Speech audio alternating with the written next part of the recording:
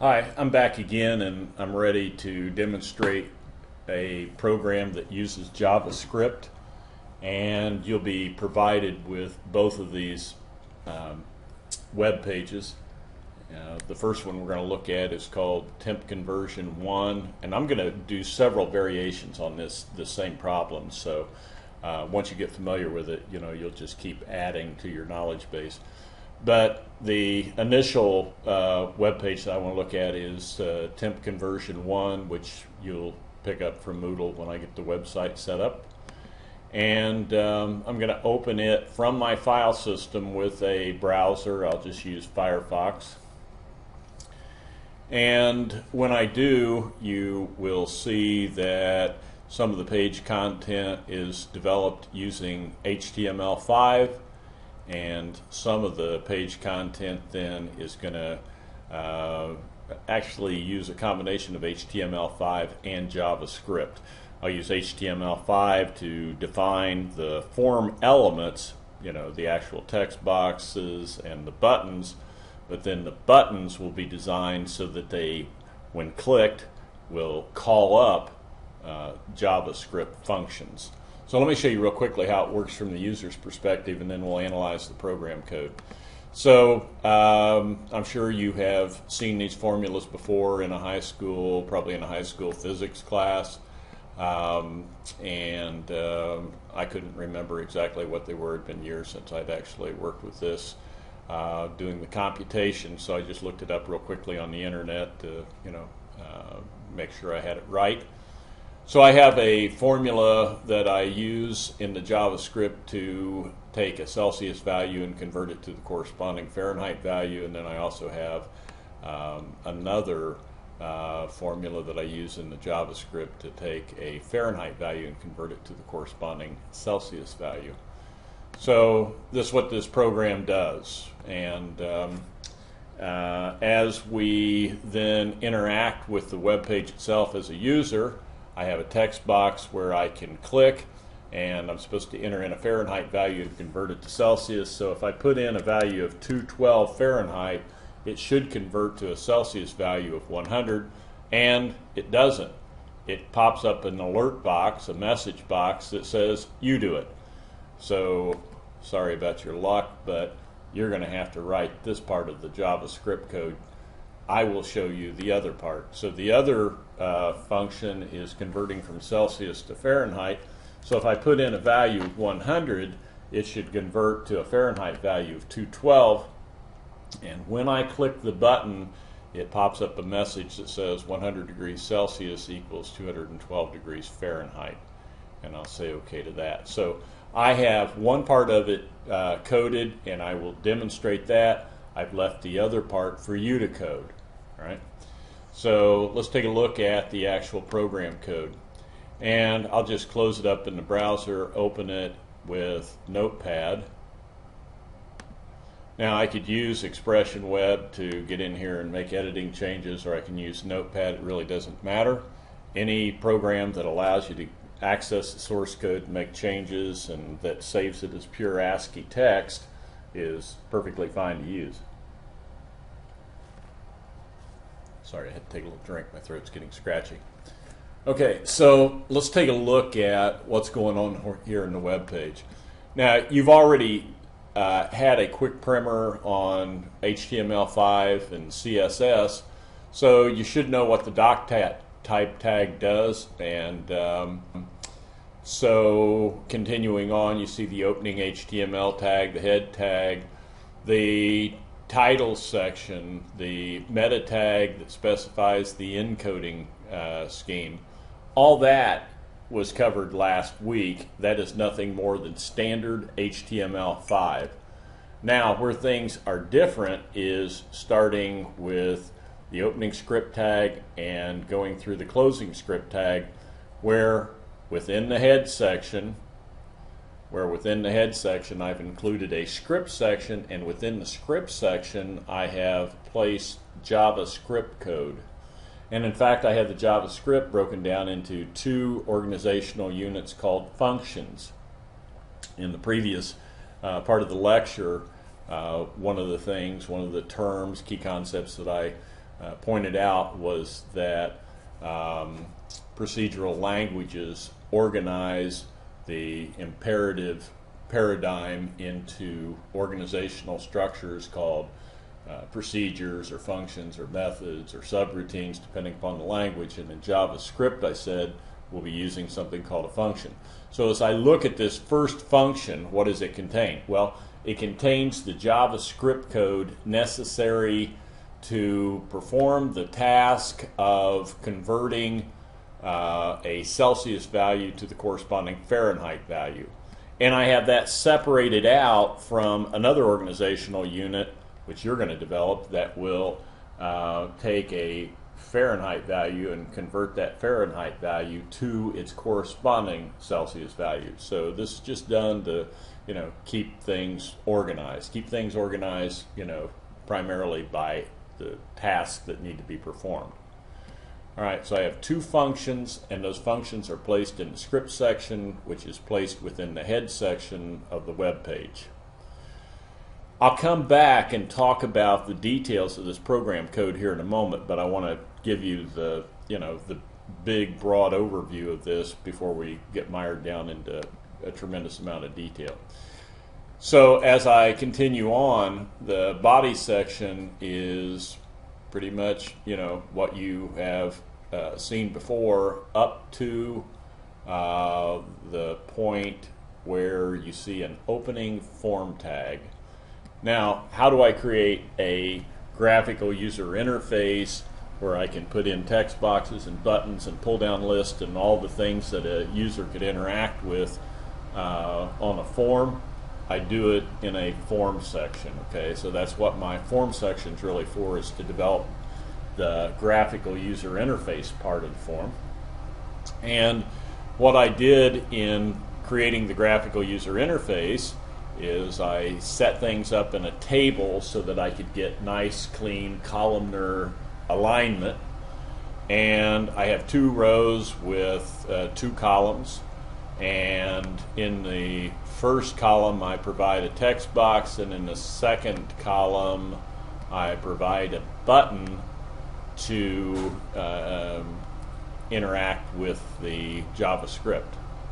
Okay, so I have things set up with a table, and there's two things in each row of the table. Again, a text box, which is created using this new HTML tag, and a button which is created using this new HTML tag. So I'm going to come back and go through the details of all this, but understand that I had two rows, text box, button, followed by a row with text box and button, and that's all being laid out in the table. And then eventually my graphical user interface ends, and my form ends, and oh my gosh, I missed a tag here. That body section should end. Now you're probably wondering, well, how in the heck did he manage to get this thing to run with the body tag, the closing body tag not being there? Well, by the time it had encountered the closing body tag, everything within the body, everything within the web page was pretty much done. So I think, if you leave out a tag, which is not a good idea, this would be one of the safer ones to leave out, the closing body tag. If I'd have left out the opening body tag or some of the others, it could have, created some problems that would, maybe not allowed my web page to function. Okay, so just picked up on that, and I think I probably ought to save. All right, that was unintended. All right, so let's go back and run this thing one more time so that we A, make sure that my change works, and B, then know how to proceed with the analysis of the program code. So I'm going to open it with Firefox again, and we know that this one is set up for you to do. And if I put in a value, again, an easy one to do would be a Celsius value. Let's put a Celsius value of 0 here. So this is the freezing point, and it should calculate to be 32 degrees. Okay, so 0 degrees Celsius equals 32 degrees Fahrenheit. So when I click on, I have a box that I can put some numeric value in, and then I have a button that I click, and when I click that button, the button will call up a JavaScript function, and the JavaScript function is going to take that input data and it's going to manipulate it arithmetically, produce some new resulting value, and then display the resulting value embedded in a message that displays through an alert box. I can't talk, sorry. Through an alert box. Okay, so that's what's going on, and let's look at it step by step. I'm going to open it this time by right-clicking on the open form and viewing page source. So I won't be able to make any editing changes, but at least I'll be able to conveniently see the code. So what I want to focus on right now is this second row in the table. Okay, so we already saw that each row in the table provides a text box and a button. Let's do that. Okay, got to start somewhere. This is all within the form section of the HTML, and let's take a look at this first TD tag. Notice how on this row in the first column I have an input box. I do that with an input tag, so there is a new HTML tag to know about. That input tag has a type attribute, and depending upon what type value, what property value I set it to, it may render a text box, it may render a button, or it may render something else. Okay, so in this case, if I want a text box, something that I can click on and input a value through, then I need to set my type attribute equal to the keyword property value text.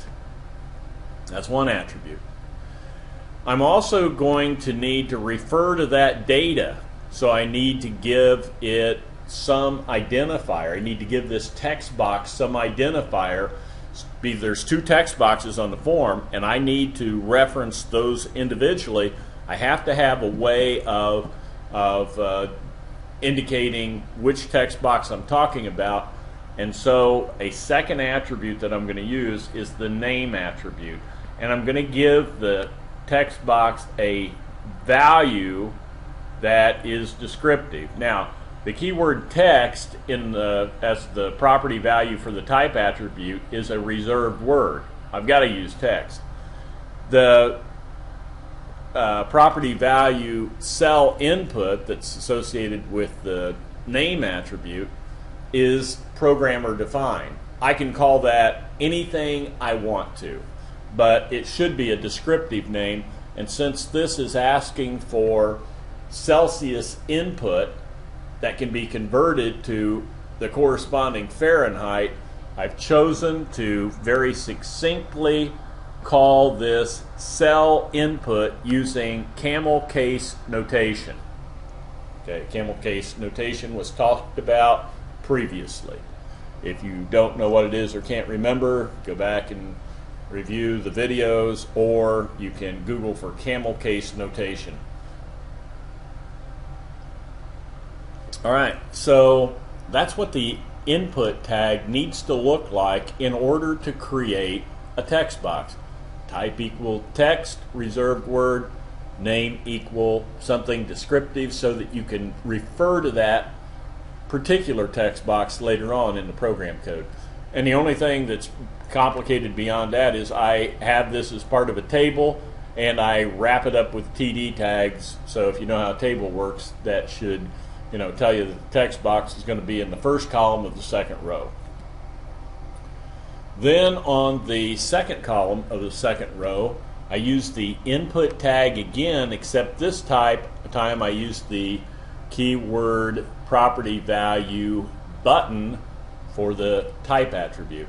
Okay, so it creates a button if I say button, and I give the button a name. Now, I have a confession to make. I don't know what happens if you leave that out.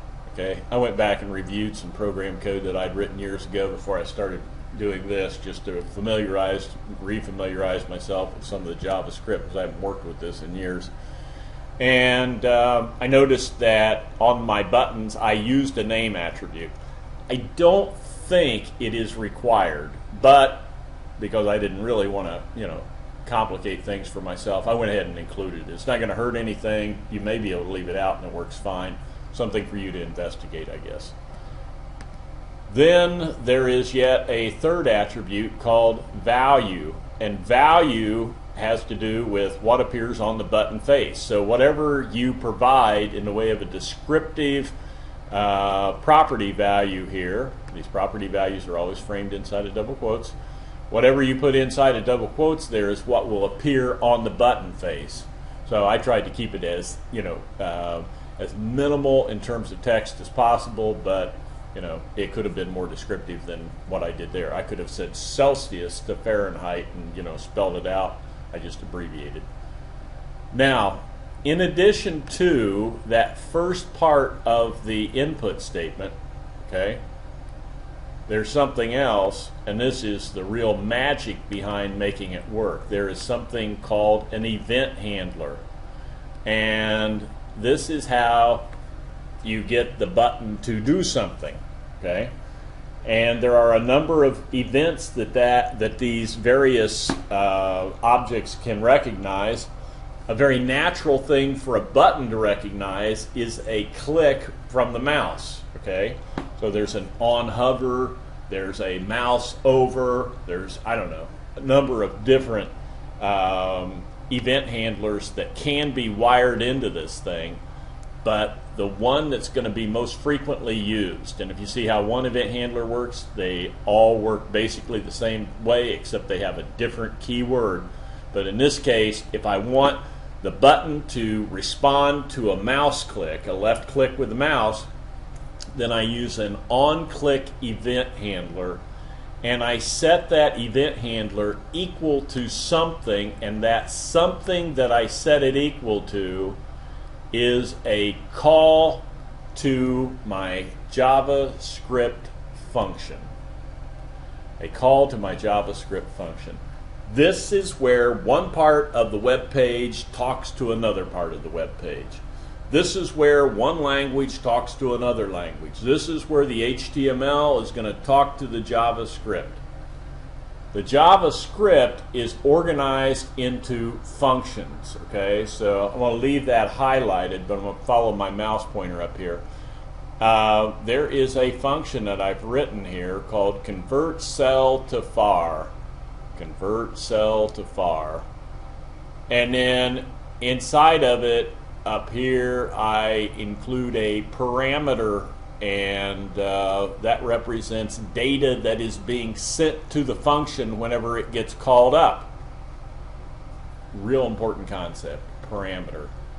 I should have put that in my notes, and I will go back and revise them and reissue those notes with some additions here as we go along.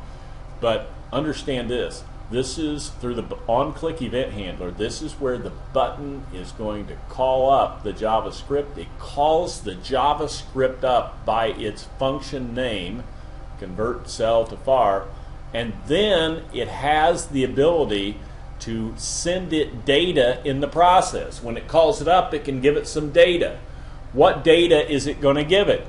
It's going to give it the data that is stored in a text box. Remember, I have this text box up here, type equal text, named cell input. Down here, I call up the JavaScript function, and I pass it data. The data I pass it is the value that is stored in the text box that is called cell input. Cell input dot value is how I write that in program code. Object dot property. And this value property right here is what it sounds like. It's the contents of that text box. And the way I refer to the contents of that text box is to call the text box by name and use the keyword value written in lowercase v-a-l-u-e. Alright, so this is known as the argument. Think of the argument as the source data, and when that function gets called up by the button, it goes to the source data location, cell input text box, and it gets the contents and calls up the function and plugs that argument value into the function's parameter. So there's this correspondence between arguments and functions. Arguments are the source data, and parameters. Okay, so arguments are the source data, parameters are the destination. As soon as that function gets called up, this parameter will get loaded with whatever the argument value is down here. So in this case, we would pass the data from the text box to the JavaScript function, and at that point, cell val is a parameter. It is like a special purpose variable.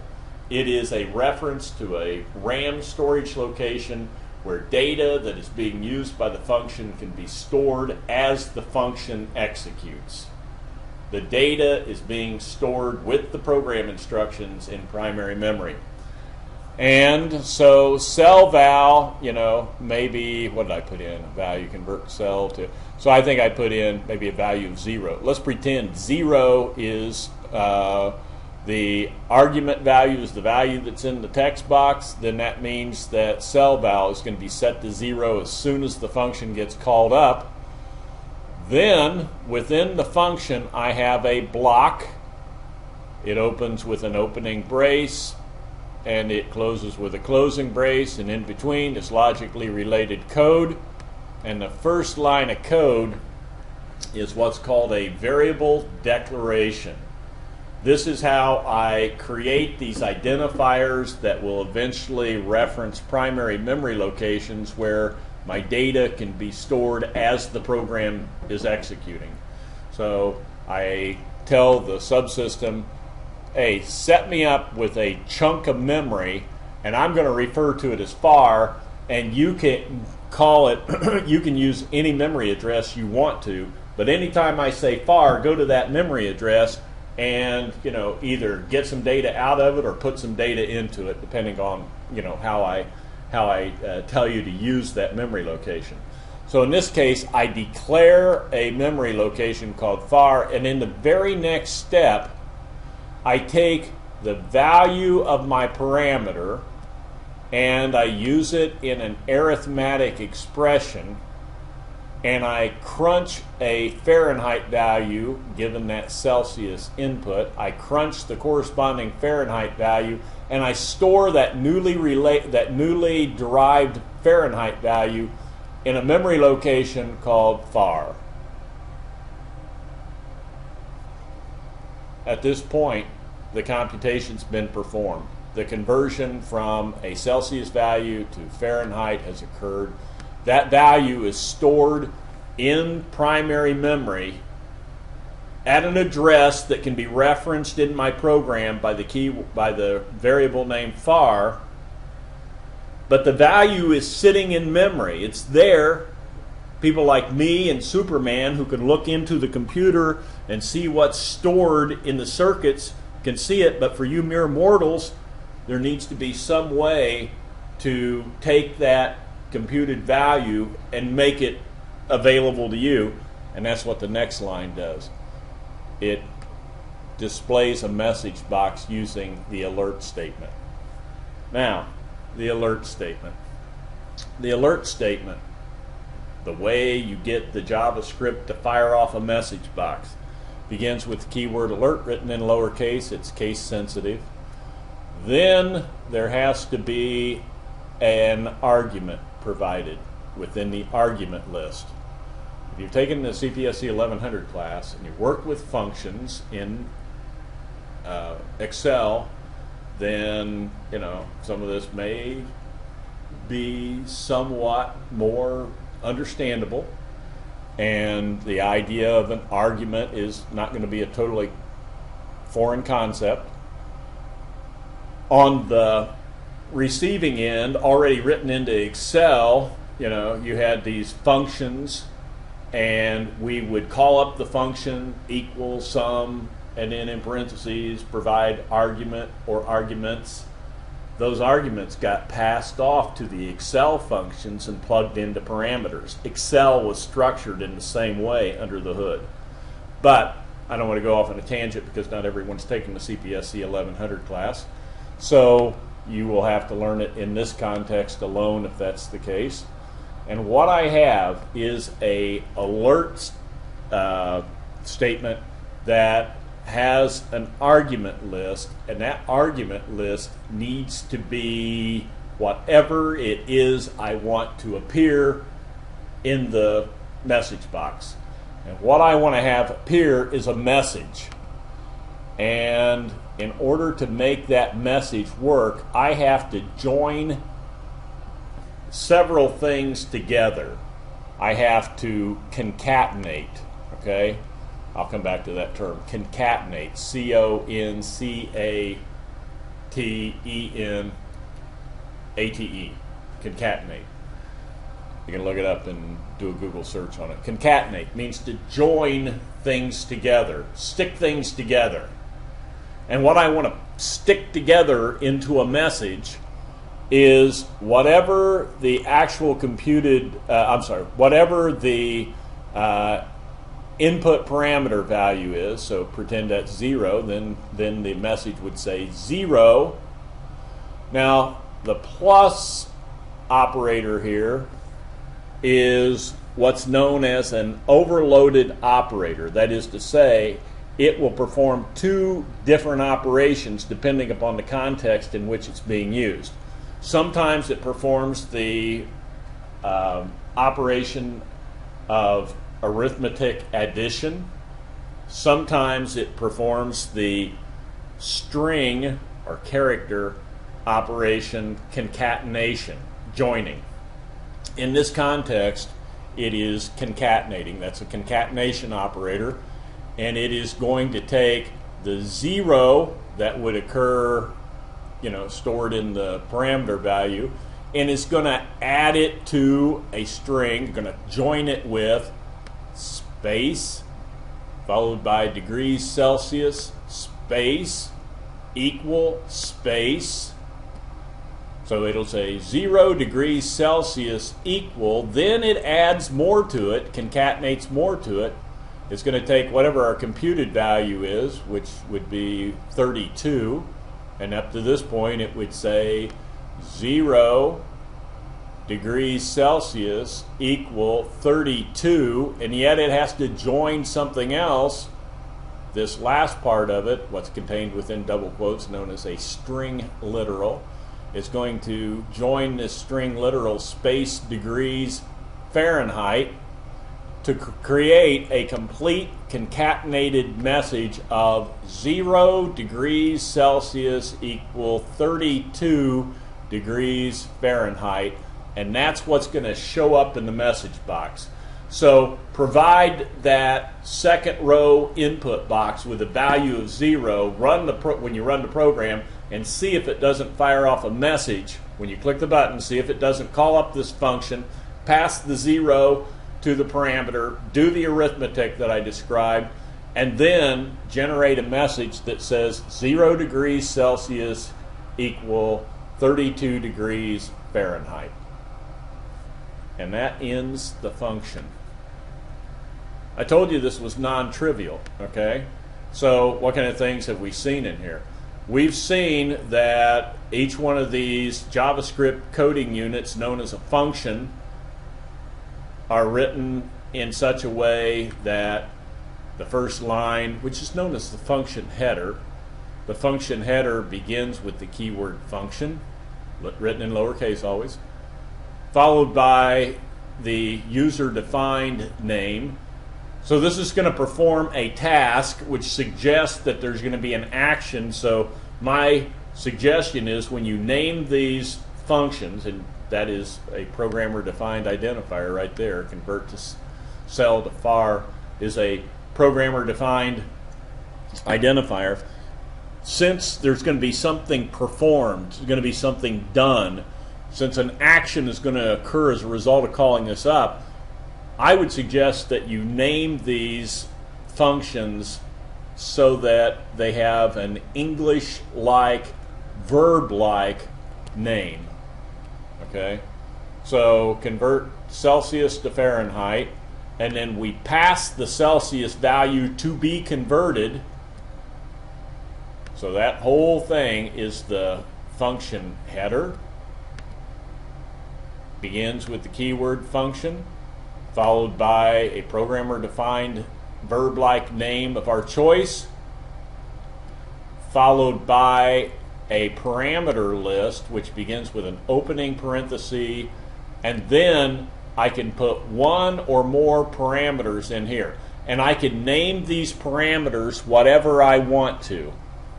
And again, I've chosen to give it a descriptive name. Since it represents a Celsius value, I call it cell val, written in camel case notation. That whole thing is my function header.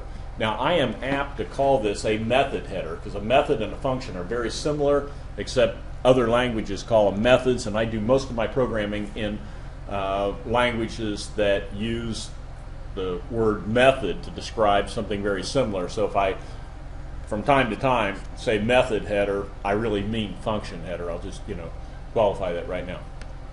Okay, so the function it consists of a block of program code that is task specific, that performs in concert. It performs a task.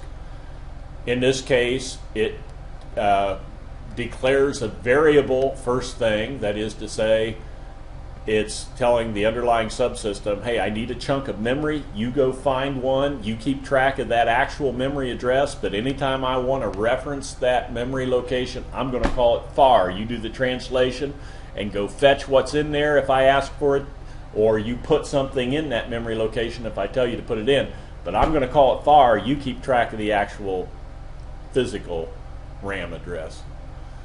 Then in the next line of code, we have what's called an assignment statement. It's kind of a general category of statements. We'll see that the assignment statement is a statement that's used very, very frequently. And the assignment statement here is always going to consist of some target location. Okay, the target location is going to be that memory address called var, and I set it equal to some expression. That expression is a arithmetic expression that performs a calculation, a known calculation, to convert a Celsius value to Fahrenheit. So the way this assignment statement works is the expression on the right is resolved. That it would be the computation is performed. The computation will involve that numeric constant value, that numeric constant value, that numeric constant value, along with that parameter value. All those numbers essentially get manipulated arithmetically, and the end result is put into var. At that point, that memory location var is storing the computed value. And again, it's there, but you can't see it. So the next line of code employs the alert statement, and the alert statement simply strings a whole bunch of stuff together here into a logical message. It takes that parameter value, concatenates it with this string literal, and further concatenates the calculated value from the previous step, and further calculates this string literal by putting all that together. In the event that the Celsius value is 0, it would read 0 degrees Celsius equal 32 degrees Fahrenheit. And that's the message that will be displayed. And once the calculation is done and the message is displayed, that function is concluded, so the right pointing brace ends the function unit. And that's the end of the story. So the function got called up by its name down here in the onClick event handler. It was passed by way of source data the contents of the input box cell input, okay, and that then gets automatically plugged into the parameter list. So there's a one-to-one correspondence between the arguments and the arguments in the argument list and the parameters in the parameter list. And that's pretty much it. You're going to have to study the details, analyze the details, and probably watch this video several times over before you then move on and figure out how to do this one, okay? So I've already written the event handler down here, and I've left this undone. Now, there's a statement in here that I haven't explained yet, okay? And it begins with // okay, what's that? That is a comment statement. In JavaScript, can't do it in the HTML this way, but in the JavaScript, in any JavaScript function, if I want to put a straightforward English-like message, I can do that, but I need to precede the message with // That makes it a comment, and what that does is it tells the language interpreter, hey, don't try to convert this into binary format. That's just a message that's being stuck in there to benefit the user. Okay, so that makes that statement non-executable. There's no attempt to interpret and translate any statement that begins with // otherwise known as a comment statement. So I stuck a comment statement in there that this is to be completed by the user. You will provide a function that does something very similar to what I did up here in this function, except it's going to convert from Fahrenheit to Celsius using the other formula. Okay, so that's that for this one. I want to show you one more copy. This is what I want you to work from, okay? And you will open it up. And I'm sorry to tell you this. No, I'm not sorry at all. I did this on purpose. I don't know. I had a rough night, let's say, and I decided that I was going to make your life difficult.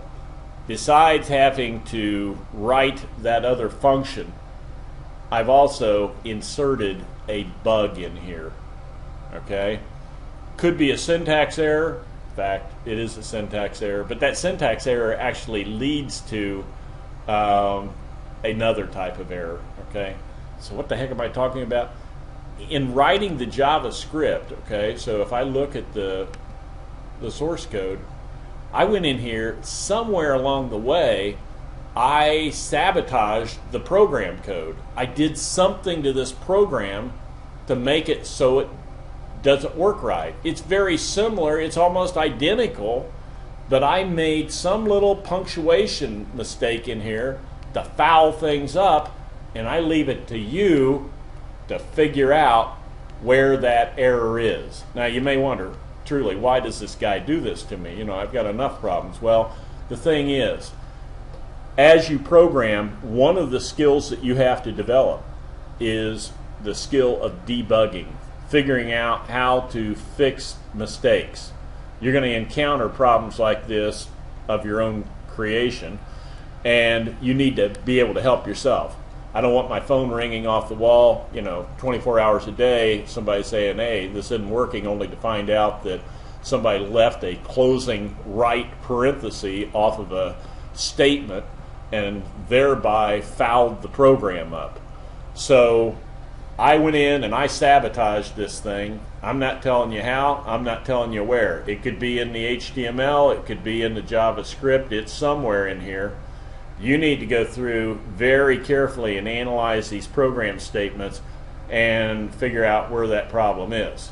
Okay, so you'll use this file, you'll get things figured out, get my bug fixed, get the function completed, and when you are done, we'll be able to run the program. You'll be able to run the program. You'll submit a program that will allow me to open this thing up in the browser. plug in a value here, and get the converted value from Fahrenheit to Celsius, plug in a value here, and it'll still show me the Celsius value converted to Fahrenheit. Hopefully that makes sense, and this is your first experience. Now, I'm going to tell you a little story to wrap this up. I love telling this story because it's a true story. It really is. And it's, you know, it happened to me, okay? And it will likely happen to you. I remember when I first started taking computer science classes. My first programming class was in a language called Fortran, old language. This was the day, back in the day when there weren't any, you know, personal computers. Everything was mainframe computers. And we didn't have any computers in the classroom. And, you know, we would go in, and the instructor would teach us Fortran on the board. We'd take down notes. We would then go to some central lab facility and sit down and type in our programs. And I can remember the first program I wrote, which was about a 3-line program. It took me all day to write it. I was so frustrated, but I learned from it. And you know, we were assigned, I think, another, you know, equally easy program, really. Something that should have taken about 5 minutes maximum to do. It took me about 5 hours, and I'm not exaggerating a whole lot. You know, just there were so many little things. I didn't understand the difference between Fortran language and the operating system commands and the commands that were necessary to type the text in. It was all just muddled together. You know, I'm sure anyone that observed me in that lab would have said, this guy will never ever be a computer science professor. But, you know, I worked through it. Anyway, we finally got into some, you know, programs that were more substantial, and I'd been struggling all along. And we were doing some sort of time conversion program. Can't remember the details of it exactly now, but I do remember that I was sitting in the student center at the university where I attended, and I had my, you know, legal pad and pencil and my Fortran textbook and the assignment sheet that I'd been given to solve this problem. And I sat there and, you know, had no clue how to go about solving it. You know, oftentimes when I would sit in class and the instructor would you know, pose a problem and work through it, I would find myself shaking my head up and down, yeah, I see how you're doing it.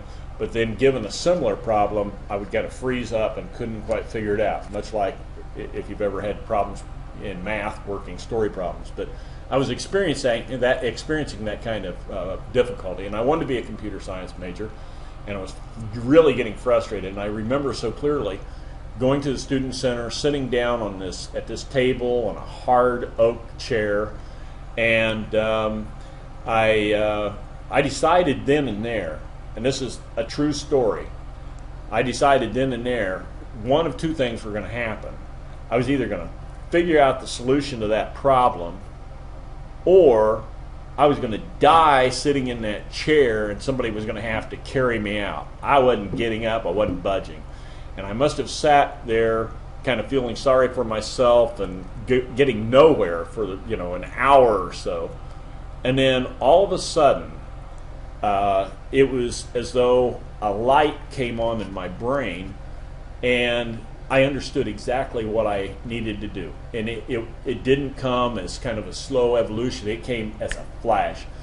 Knew exactly how to do it. I wrote the solution to that problem. I bet it didn't take me 5 minutes. And I hustled over to the computing center, typed in the program, and it ran. And at that point, I felt about 20 feet tall because I had done it myself. I had figured it out myself. And I knew at that point that I could be a computer science major, that yes, problems would get more difficult, but where I was in, you know, at that point in my education, I had figured it out on my own. I had done it. I was capable of doing it. That's the same kind of experience probably many of you will have. I've talked to many people that that are involved in computer science, and they typically tell me the same story, that at first it's terribly frustrating because you have to learn how to use the development environment, you have to learn this language, you have to learn to think like a programmer. It's overwhelming, but if you stick to it, keep your nose to the grindstone, don't give up, then it will click. And typically it clicks, it doesn't just sort of gradually come on. You will probably all of a sudden get the insight to solve the problem. I tell you that A, because I always find that story amusing, and B, because I think probably some of you, as you try to solve this problem, are going to be a bit frustrated. All I can tell you is, if you want to learn this material, you're going to have to find yourself a good hard chair, sit down, focus very, very hard, and if you do, you will eventually get it, and you will really have learned something significant, something important, something that you can build upon and do very useful things with. Okay, that's it for this lecture, and I'll be making these files available on Moodle.